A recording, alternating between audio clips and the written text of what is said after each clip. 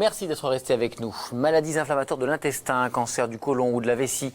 Dans certains cas, les chirurgiens sont obligés de réaliser une stomie, c'est-à-dire d'aboucher à la peau un segment de l'intestin ou de l'appareil urinaire. Alors pour bien comprendre, on va prendre l'exemple d'une stomie digestive, Marina. Voilà, on va vous rappeler, parce que cette poche peut être mise à n'importe quel niveau de l'appareil digestif. On va vous rappeler quand même cet appareil digestif. Donc évidemment, vous avez l'œsophage, vous avez l'estomac ici. À la sortie de l'estomac, on a l'intestin grêle qui commence par le duodénum. C'est toute cette partie-là, l'intestin grêle.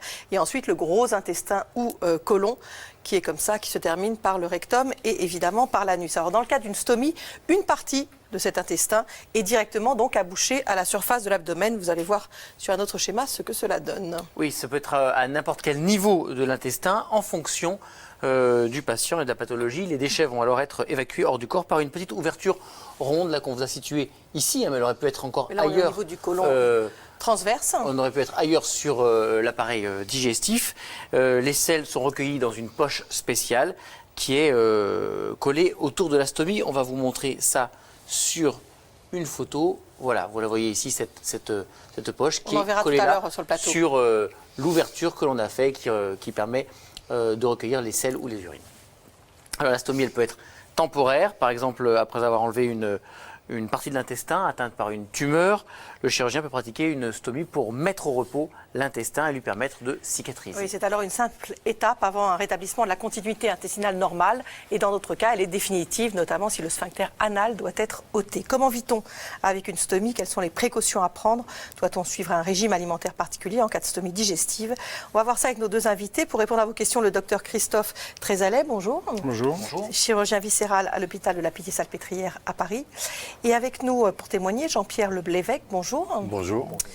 Alors c'est vrai qu'on dit toujours, on pense toujours au cancer, en l'occurrence ce n'est pas votre cas. En 2005, on a découvert que vous aviez des polypes et des diverticules dans l'intestin, c'est ça? Tout à fait, donc ça a commencé comme ça. Les polypes, on me les a enlevés, les diverticules, je les ai gardés. Les polypes n'étaient pas cancéreux? Non, pas cancéreux, et à chaque fois que j'avais une coloscopie, on me disait, bon, les diverticules étaient toujours là. On me disait, ça va? Je dis, oui, ça va. Sauf que fin décembre, début janvier 2010, c'est passé. Voilà, j'étais tranquillement, enfin je voulais dormir parce que j'avais mal, j'avais très très mal. Et au bout d'un moment, j'en pouvais plus, donc j'ai fait le 15. Le 15 m'a envoyé une ambulance. L'ambulance a refait le 15, c'est le SAMU qui est venu me chercher. Tout ce que je me souviens, c'est qu'au bout de 5 minutes que le médecin était là, j'ai dit faites-moi une piqûre parce que là j'en peux plus. Il m'a fait une piqûre et je me suis réveillé 12 jours plus tard au CHU de Nantes avec donc une stomie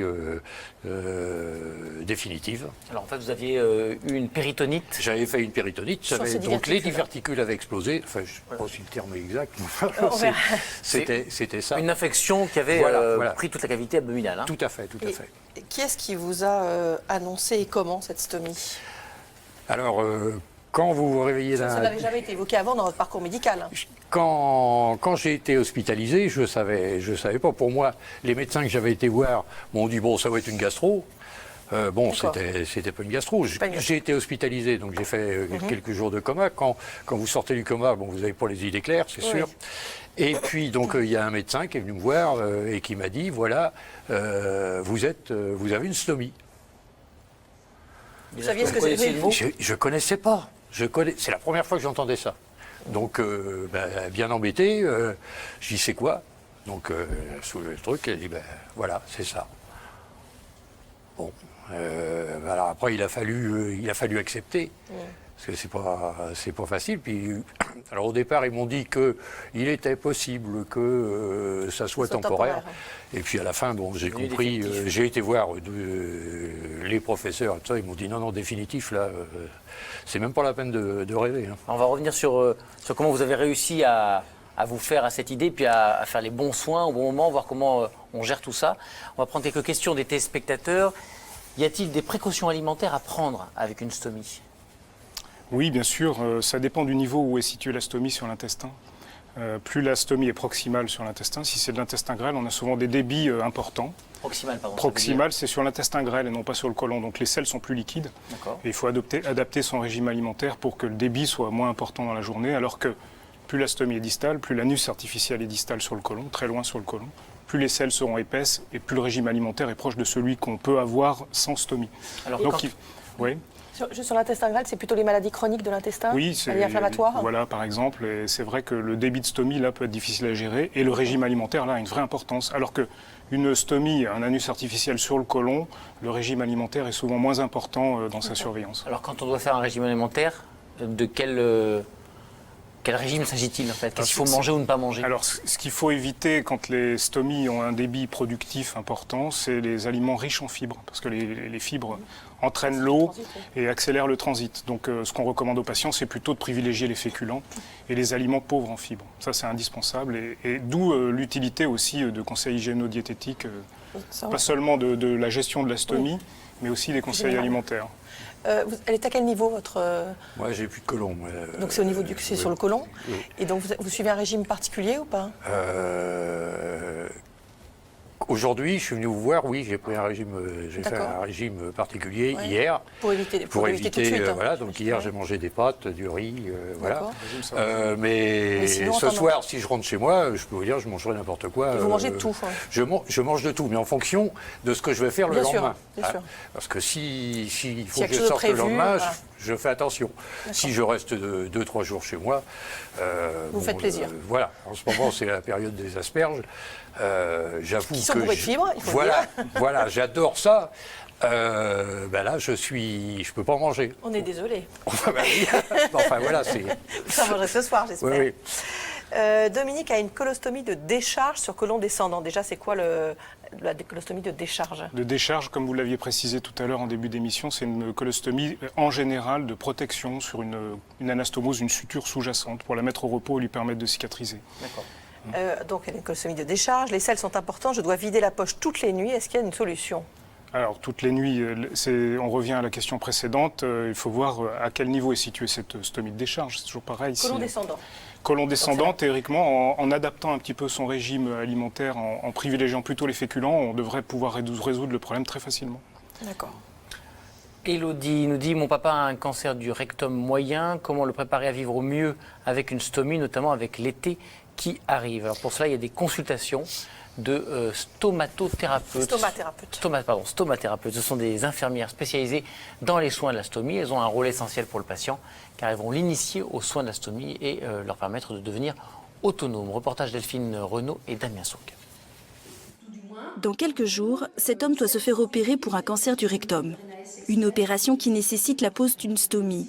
Afin de préparer l'intervention, la stomathérapeute va repérer l'emplacement le plus approprié pour la stomie. Je vais pouvoir vous montrer sur votre abdomen l'emplacement exact de votre stomie. Donc pour ça, monsieur, j'ai besoin que vous souleviez un peu votre chemise et que vous dégagiez le bas du ventre, s'il vous plaît. Pour que le repérage soit le plus efficace, le patient doit rester assis. Cette position permet à la stomathérapeute d'avoir une meilleure appréhension de la morphologie du ventre du patient. Penchez-vous encore un tout petit peu. Voilà, très bien, parfait. Là, on voit un pli ici, puis un autre ici. Là, ici, on voit qu'on aurait une surface quand même plane pour pouvoir placer la stomie à peu près à cet endroit et que l'on ait la place autour pour pouvoir coller.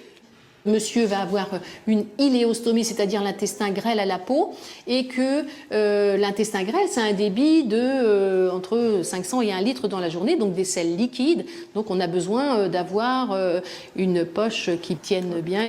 Une adhésion d'autant plus importante pour éviter tout risque de fuite. Cette consultation est aussi l'occasion pour le patient de se familiariser avec cette future poche. Donc après, comment je serai habillé? Il faudra que je mette ça à l'intérieur des sous-vêtements ou... Vous pouvez le mettre à l'intérieur. Je vais toujours avoir peur que ça fuit. Vous allez prendre confiance, monsieur. Justement, c'est bien pour ça qu'on fait tout ça, monsieur. C'est bien pour ça que l'on fait ce repérage pour se dire on l'a mis au bon endroit, que l'on va chercher ensemble, qu'on va trouver ensemble, il n'y a pas de souci, le meilleur appareillage qui va tenir et auquel vous allez prendre confiance. Des renseignements qui sont indispensables pour ce patient. C'est extrêmement important parce que c'est pendant plusieurs mois, je vais vivre avec cet appareillage. J'avais aucune idée de ce que c'était avant d'arriver. C'est extrêmement important, oui, bien sûr. Ça me génère plus d'inquiétude que l'opération elle-même, qui, elle, quand je vais me réveiller, ce sera fini. Je vivrai avec. Mais ça m'inquiète plus. Comment je vais faire au quotidien? Bon, apparemment, ça n'a pas l'air si terrible que ça. Dans une salle voisine, Nathalie retrouve sa stomathérapeute. Opérée elle aussi d'un cancer du rectum une semaine plus tôt, elle doit aujourd'hui choisir son futur appareillage. Ce que je voulais faire, c'est vous montrer un petit peu les possibilités de matériel que nous avons. Donc, pour une iléostomie, bien souvent, on met un support, un appareillage 2 pièces avec un support et puis une poche. Mais avant de placer sa nouvelle poche, il faut tout d'abord retirer celle posée pendant l'opération, puis nettoyer la stomie. Un moment délicat pour Nathalie, qui la découvre pour la première fois. Voilà. Ça va? Ça va. Voilà, c'est C'est fini. tout neuf pour moi là. Je n'ai pas encore vu, alors c'est... Vous n'avez pas vu? Ben, on va regarder ensemble. C'est... Ouf. Alors, il faut bien... En tout cas, c'est pas douloureux. Hein. Non, du tout. Ce qu'il faudra bien, évidemment, c'est faire un nettoyage soigneux de votre peau avec de l'eau tiède. Un soin qu'elle devra faire tous les 3 jours. Une fois la stomie propre, il faut poser un support autour. C'est ce support qui servira d'attache à la poche. Donc là, je rappuie bien sur la gomme pour permettre au socle d'adhérer au mieux. Une fois le socle installé, il faut raccorder la poche, un geste simple. Je la laisse doucement venir se poser naturellement. D'accord. Et puis après, ben voilà, donc, alors vous pouvez passer la main comme ça, ou vous pouvez faire... Voilà, pour m'assurer, en mettant vos doigts tout autour de la rondelle, ça vous permet de bien sentir que Allez-y, vous pouvez y aller, même avec l'autre main. Vous allez me dire si vous repérez des plis. Non, c'est bien là. Aucun pli, la poche adhère parfaitement. Reste une dernière étape, fermer l'évacuation de la poche pour éviter les fuites des selles. Ouais, bah c'est pas si gros que ça en fin de compte. Non. Je pense qu'à force de le refaire, ça va être faisable et vivable en fin de compte. Ça va pas être aussi traumatisant et contraignant que je pouvais le penser. Donc je vais continuer à vivre normalement. Prochaine étape pour Nathalie, poser elle-même sa poche et ainsi gagner un peu plus d'autonomie. Vous avez quelques poches avec vous là. Oui. Il y a des grosses différences entre il y a différentes possibilités. C'est-à-dire qu'aujourd'hui, les gammes de produits sont considérablement améliorées, donc ça permet d'atténuer un peu le traumatisme lié à la pose d'une poche. Oui. C'est d'avoir des dispositifs qui sont facilement implantables par le patient lui-même. Le but, D'accord. c'est quand même de les rendre autonomes. Donc ces dispositifs consistent en un support donc, qui est collé sur la peau, Ouais. et donc on découpe en fonction du diamètre de la stomie, et sur ce support collé à la peau, on a des poches qui s'adaptent et qui sont très faciles à enlever et à changer, et qui comportent aussi des filtres. Alors je vais vous montrer ici. Ça, c'est évidemment tout ça est pris en charge par la sécurité sociale. Absolument, oui, bien sûr. Les filtres ici permettent de filtrer les odeurs, donc c'est très discret une fois que c'est sous un vêtement. C'est de petite taille, c'est très discret et c'est facile à changer. D'accord. Facile à changer une fois qu'on a pris l'habitude de le faire. Jean-Pierre, ça n'a pas été si simple d'apprendre à faire tout ça, ces gestes-là. Voilà. Le problème, c'est que dans les premières semaines, les premiers mois, c'est un fait qu'on y arrive plus ou moins bien. Il y a souvent des fuites. Ça, c'est assez gênant. Mais au bout de quelques semaines ou quelques mois, il n'y a pas de problème. Des fuites arrivent, mais c'est très rare. Vous avez eu l'impression d'être suffisamment accompagné pour apprendre tout ça? Bah oui. On apprend soi-même. Oui et non, c'est-à-dire qu'on apprend soi-même et il y a des associations qui sont là pour ça. Oui. Voilà, et donc pour ça que maintenant je Vous n'avez m'occupe. pas eu une consultation comme celle-ci, vous? Ah non. Moi, ça. Vous avez un peu laissé vous dépatouiller, quoi. Ah, on m'a C'est ça laissé me dépatouiller, et puis quand je suis sorti de l'hôpital, j'avais une ordonnance, il y avait la marque de la poche que je devais mettre, et c'est tout, débrouillez-vous, quoi. Et après, bon, moi j'ai changé de marque, j'ai changé, parce que à Nantes, on a une infirmière stomathérapeute qui travaille dans une boîte privée, mais elle se déplace, elle est vraiment sensationnelle. Et donc, je l'ai appelée, je lui ai dit, voilà, j'ai un problème. Et elle est venue me voir, elle m'a dit, bon, c'est pas cette poche-là qu'il faut, c'est celle-là. Et on s'aperçoit que maintenant que je fais partie de l'association, je m'en occupe, et donc quelquefois on fait de l'éducation thérapeutique et tout ça. On s'aperçoit que les gens qui sortent de l'hôpital ou de clinique ne savent pas. Ils ne savent pas tout ce qui existe. Il n'y a pas d'infirmière stomathérapeute partout? Alors non, pas partout malheureusement, et on en discutait juste avant de rentrer sur le plateau. C'est vrai qu'il y a un certain nombre de patients qui sont un peu abandonnés parfois eux-mêmes, d'où l'intérêt de ce type de consultation qui permettent de montrer au patient. Il faut autonomiser le patient pour lui rendre une certaine forme de dignité quand même, et pour pouvoir vivre avec sa stomie et la dompter. Alors après, quand les poches sont mal équipées, mal changées, le risque c'est effectivement de brûler la peau, de l'abîmer. Et donc il y a heureusement des produits aujourd'hui qui sont faits pour faire cicatriser la peau, mais c'est un manque de problème d'éducation thérapeutique, et oui, ça n'existe pas partout malheureusement. On va voir dans quelques instants un autre reportage, mais entre stomisés, on se donne des trucs, on imagine bien. Il y en a un que vous allez nous raconter, mais déjà Marianne se demande si quelqu'un a un truc contre les bruits de la stomie. Alors là, ça, c'est le genre de truc qu'on ne peut rien faire. Il n'y a rien à faire. Il n'y a rien à faire. Ça fait quoi comme bruit? C'est des gaz qui sortent. Là, il n'y a rien. Bon, la seule différence, vous et moi, c'est que moi, ça va sortir devant. Et avant, je pouvais me contenir, mais là, avec la stomie, je ne peux pas. Là, je ne peux absolument rien faire. Mais vous avez un truc, oui. Pour, tout à l'heure, on parlait des poches qui se remplissaient trop vite la nuit. Alors ça, c'est un truc qu'on a entre nous alors surtout pour les iléostomisés, donc comme moi, où c'est très très liquide. C'est de la flotte. Et donc, j'ai un ami de Saint-Nazaire qui m'a donné un truc que je partage maintenant avec pas mal de membres de mon association. C'est-à-dire que le soir, quand je change ma poche, je mets du tapioca dedans. Voilà. Le tapioca absorbe tout ce qui est liquide. Et le matin, quand je me réveille, ça évite les fuites. Et le matin, donc c'est dur. Validé par le professeur Trézalec? Oui, absolument. Très bien. Une petite question encore avant d'aller dans une réunion. Est-ce qu'on peut aller à la piscine avec une poche? Alors, c'est une question à laquelle je m'attendais un peu. Mais je pense que absolument. Alors, c'est quand même difficile pour des raisons sanitaires. Souvent, les piscines sont un peu réticentes. En revanche, il y a des dispositifs qui permettent d'aller se baigner. J'ai beaucoup de patients qui vont à la mer l'été, plutôt l'hiver. L'hiver aussi. Vous vous baignez? Mais voilà, c'est possible. Vous allez vous baigner? Oui, j'ai acheté une combinaison. D'accord. Enfin, la plus petite. La plus légère possible, mais qui couvre l'abdomen. Oui, mais si vous voulez, maintenant, avec tout ce qu'on dit sur le soleil, vous allez sur les plages, vous voyez les gens en t-shirt, donc à la limite, on met un t-shirt et puis ça passe. Quoi. Alors on disait il y a un instant que vous faites partie d'une association, que vous dirigez même, que vous présidez. Et pour beaucoup de patients, vivre avec une stomie a des répercussions aussi bien psychologiques que pratiques, on vient d'en parler.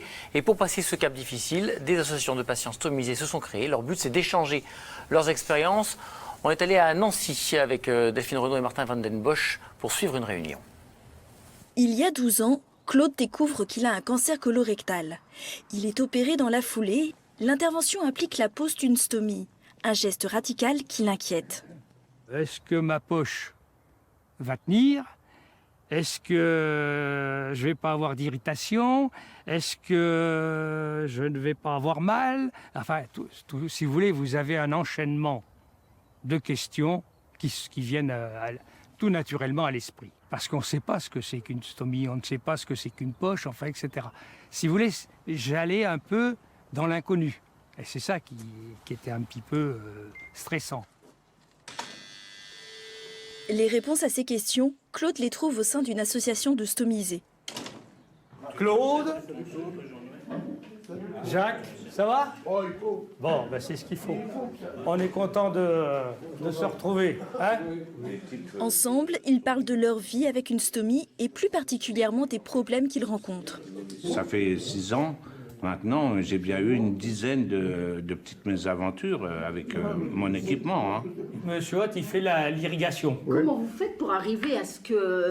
Bon, j'arrive à la faire, attention, c'est pas ça que je veux dire. Mais ça donne pas du tout ce que ça devrait donner. Il faut boire beaucoup. Hein. Ah je bois pas. Si je parle avec vous de stomie, de mes problèmes, vous n'allez pas me comprendre. Vous allez m'écouter, mais pas me comprendre. Alors que là, c'est des gens qui ont le même problème que moi. Donc, ils vont me donner des conseils, ils vont me comprendre. Ici, pas de tabou. Tout est abordé. Des problèmes techniques aux questions plus intimes. J'ai à ma femme, moi, quand je suis dans la salle de bain, je suis en train de nettoyer ma stomie, elle rentre, j'ai pas le réflexe en disant non, au contraire. Je dis, elle sait, elle l'a vu, etc. Et ça, comme tu dis, ça fait partie de toi-même. Ça fait partie de soi-même. Et ça, c'est important. Grâce à ces réunions, chacun assume mieux cette nouvelle vie. Mais l'association va plus loin, elle organise aussi des visites à l'hôpital. Pour ces stomisés, c'est l'occasion d'informer et de redonner de l'espoir. Quand on arrive à tirer un sourire à quelqu'un qui est destiné à être opéré ou qui est fraîchement opéré, franchement, quand on sort de l'établissement, nous, stomisés contact, moi, je suis comme un gamin. J'ai sauté d'un pied sur l'autre, comme si j'avais fait une bonne action, quoi. J'ai 10 ans dans ma tête quand je fais des choses comme ça. Ça fait 25 ans que je suis stomisée, donc je connais bien le problème. Je suis très à l'aise avec mes soucis de santé, ma maladie, ma stomie et tout. Donc, pour l'instant, j'essaie de voir un peu ce que moi, je pourrais apporter aux autres. Une aide que Christine pourra donner lors de la prochaine réunion dans un mois. En France, il existe plus de 50 associations pour les personnes stomisées. Autre question qui, on l'imagine, angoisse beaucoup les futurs stomisés. Paul demande si on peut encore faire l'amour après une stomie. Bien sûr, bien sûr. Outre l'aspect psychologique et le traumatisme psychologique généré par la présence de cette stomie, ça ne modifie normalement pas du tout les fonctions sexuelles, pas du tout. Mais il y a une prise en charge psychologique qui est prévue pour les couples ou pas? C'est quelque chose qui est envisageable? C'est envisageable, mais ça n'est pas fait de façon courante. S'il n'y a pas une demande spécifique faite par le patient, c'est vrai que le rôle des associations là est fondamental parce qu'ils accompagnent les patients. Et on remercie d'ailleurs M. Le Blévec pour les efforts qu'ils font sur le terrain avec les patients, pour les écouter, ce dont on n'a pas toujours le temps de faire, ce qu'on n'a pas toujours le temps de faire à l'hôpital. Comme on disait très bien cette femme. C'est une question, presque un témoignage qui nous arrive aussi. Stomisée depuis l'an dernier, ma femme refuse que je la voie nue ou même que je la touche. Nous n'avons plus de relations sexuelles, que faire? C'est des questions qui se posent à l'association. Ça arrive, mais chaque cas est bien sûr différent. Quand la personne pose des questions, on essaye de répondre avec le maximum de franchise, mais on n'est pas égaux. C'est vrai que c'est un vrai traumatisme psychologique qui bouleverse beaucoup de... Enfin, comme on dit, ça bouleverse le schéma corporel. Donc l'accompagnement par des gens qui se comprennent et qui ont le même problème, c'est extrêmement important. Mais inversement, bien souvent, il y a des personnes qui ont une stomie et qui... Alors c'est elles qui ne veulent pas voir leur stomie et c'est l'épouse qui fait les soins. Oui, c'est vrai. Bon, alors là, bien sûr, là on dit non, il faut vous prendre en main parce que si votre femme se casse le bras, ou si c'est l'inverse, ça peut être le mari. Voilà, comment vous faites. Et pour rebondir là-dessus, je pense qu'il était extrêmement important que ce type de patient qui a ce problème relationnel ou sexuel contacte des associations. C'est, je pense, plutôt là qu'ils auront un support psychologique qu'ils n'auront peut-être pas facilement ailleurs. Une dernière question, ma stomie est placée trop bas, elle me gêne, est-ce qu'on peut me réopérer pour la replacer? Alors, c'est toujours possible de réopérer, mais ça dépend bien sûr. Là, je n'ai pas le dossier sous la main, je ne peux pas statuer, mais on peut faire ce qu'on appelle une transposition de stomie si elle est difficilement appariable ou si elle génère des troubles ou des brûlures. Ça a été votre cas, non? C'est mon cas actuellement, elle est sous ma ceinture, donc elle n'est vraiment pas où il faut, mais... Comme j'ai été opéré en urgence, là on a parfois une petite croix pour dire c'est là qu'on va la faire. On a fait au plus vite. Ah oui, ils ont fait au plus vite. Pour vous sauver la vie. Oui. Ah oui, tout à fait. Merci beaucoup à tous les deux d'être venus. Demain, dans le Docteur, on répondra à toutes vos questions sur la schizophrénie. Vendredi, sur la question de la contraception, on verra qu'il existe de nombreux moyens de contraception aujourd'hui et on verra comment les choisir en fonction de chaque cas. On vous rappelle que l'émission de vendredi est enregistrée demain matin. Donc faites-nous parvenir vos questions dès maintenant. On vous souhaite un excellent après-midi. Au revoir, à demain.